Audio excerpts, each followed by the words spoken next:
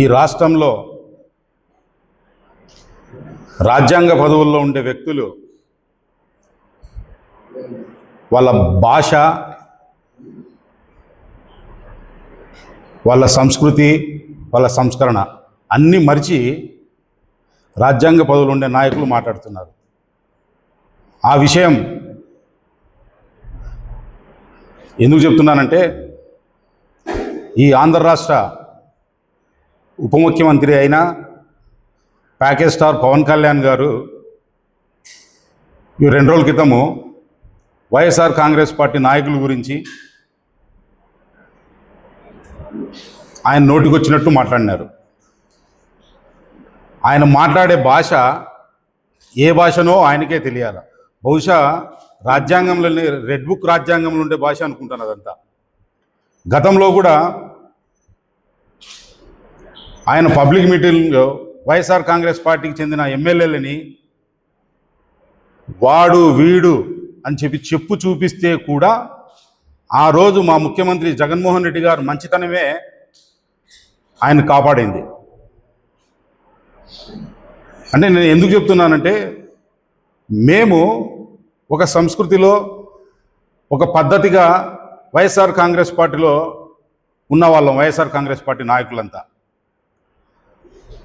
ఆ పవన్ కళ్యాణ్ గారు 2 రోజుల ముందు ఆయన మాట్లాడిన భాష వైసీపీ గుండాలారా, అంటే వైసీపీలో ఉండే వాళ్ళంతా గుండాలే ఆయన దృష్టిలో, తొక్కిబట్టి నారా తీస్తా అంటే ఆయన నారా తీస్తా అనేది తీపించుకోవడానికి ఇక్కడ ఎవరు రెడీగా లేరు. పవన్ కళ్యాణ్ గారు, మీరు చెప్పినంత మాత్రాన వైఎస్ఆర్ కాంగ్రెస్ పార్టీలో గుండాలు లేరు, మీరు తొక్కుబట్టి నారా తీస్తామంటే తీపించుకునేదానికి కూడా రెడీగా లేరు. అదే మాట మేము కూడా రివర్సల్ చెప్పచ్చు, జనసేన నాయకులారా మేము కూడా ఏదైనా చేస్తామని. కానీ మా పార్టీ అధ్యక్షులు మాకు కొన్ని నేర్పించినారు, నియమాలు నిబంధనలు మాకు నేర్పించినారు. మాకు అవన్నీ అడ్డొస్తాయి. ఇదంతా ఎట్లుందంటే, రాష్ట్రంలో ఏదైనా సంఘటన జరిగినప్పుడు ఆ సంఘటనను డైవర్ట్ చేయాలని చెప్పి ఉద్దేశంగా చంద్రబాబు నాయుడు గారు ఇచ్చిన స్క్రిప్ట్ని ఆయన తెచ్చి ప్రజల ముందు చదువుతారు. ఆ డైవర్షన్ రాజకీయాల్లోనే పవన్ కళ్యాణ్ గారి రాజకీయ జీవితం అంతా కొనసాగుతుంది. ఏ రోజు కూడా మీరు సింగిల్గా ఈ రాష్ట్రంలో పోటీ చేసినది లేదు, చేసినా 2 చోట్ల చేసినా గెలిచింది లేదు. లాస్ట్కు చంద్రబాబు నాయుడు పుణ్యాన, తెలుగుదేశం నాయకుల పుణ్యాన గెలిచినారు బాగానే ఉంది. మీ పరిపాలన మీరు ఏమైనా కరెక్ట్ చేస్తున్నారా? మీకు రాజ్యాంగంలో మీకు ఉండే పదవిని మీరేమైనా సక్రమంగా నిర్వర్తిస్తున్నారా? అది లేదు. పక్కనుండే క్యాబినెట్ మంత్రుల మీద కామెంట్ చేయడము, పక్కనుండే క్యాబినెట్ మంత్రిగా నేనుంటే నేను ఏదో చేసేవాడిని అని చెప్పడము తప్ప మీ రాష్ట్రానికి చేసింది ఏది లేదు. పవన్ కళ్యాణ్ గారు, మీరు భాష మార్చుకోండి. మీరు భాష మార్చుకున్నప్పుడే మీ అభిమానులు కూడా మిమ్మల్ని గౌరవిస్తారని చెప్పి నేను తెలియజేస్తున్నాను. అదేవిధంగా ఆయన ఇప్పుడు ఒక సామెత ఉంది, చిన్నప్పటి నుంచి వినిందే, యథా రాజా తదా ప్రజ అన్నట్టుగా. జనసేన నాయకుడే ఇట్లా మాట్లాడినప్పుడు ఆ పార్టీలో ఉండే నాయకులు ఎట్లా మాట్లాడతారు? ఇంకా వాళ్ళు ఇంకా వెధవలుగా తయారైనారు, వెధవనరగా తయారైనారు వాళ్ళు.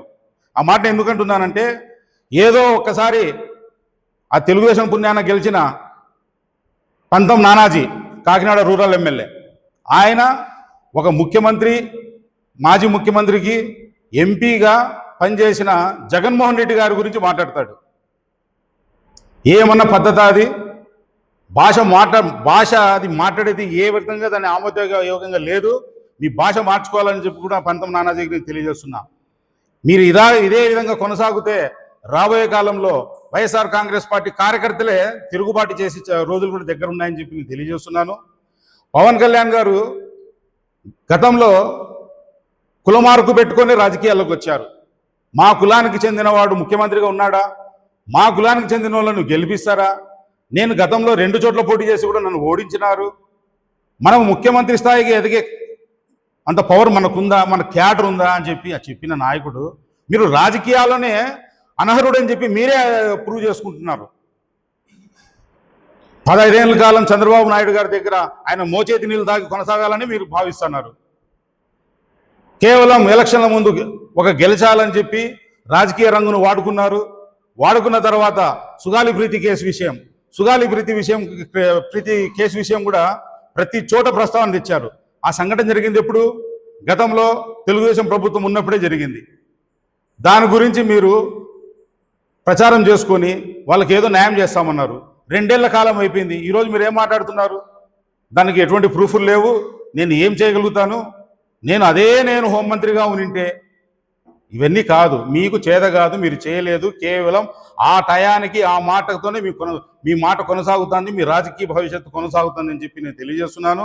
అదేవిధంగా గుర్తుపెట్టుకోండి, ఇది సినిమా కాదు. పవన్ కళ్యాణ్ గారు సినిమా డైలాగుల మాదిరి సీజ్ ద షిప్ అన్నారు. షిప్పు ఆగలేదు, బియ్యము ఆగలేదు. అది కూడా చంద్రబాబు ఇచ్చిన డైరెక్షన్లోనే మీకు డైలాగ్ తప్ప. ఆ షిప్ ఆగాలంటే ఎవరు చెప్తే అవుతుంది తెలుసా? చంద్రబాబు నాయుడు గారు చెప్తేనే షిప్ అవుతుంది. బికాస్ ఆఫ్ మీరు ప్యాకేజ్ స్టార్ కాబట్టి మీకు రాజ్యాంగం ఇచ్చిన పదవిని గౌరవంగా మీరు ఆ పదవిలో ఉండి రెస్పెక్టబుల్ వర్డ్స్ వాడాలని చెప్పి కూడా నేను తెలియజేస్తూ, వైఎస్ఆర్ కాంగ్రెస్ పార్టీ గురించి మరోసారి ఇటువంటి మాటలు మాట్లాడితే ఖచ్చితంగా తిరుగుబాటు వస్తుంది, జరుగుతుందని చెప్పి మీకు హెచ్చరిస్తున్నాను. Thank you.